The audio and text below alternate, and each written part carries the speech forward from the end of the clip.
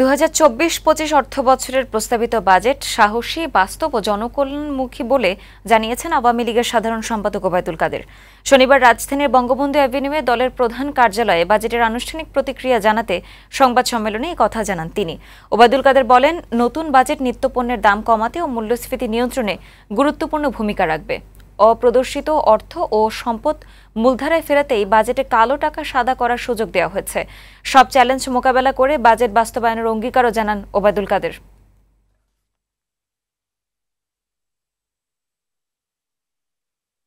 পরিমিত, বাস্তবসম্মত, গণমুখী, সাহসী আমাদের নির্বাচনী ইশতেহার স্মার্ট বাংলাদেশ, উন্নয়ন দৃশ্যমান, বাড়বে এবার কর্মসংস্থান।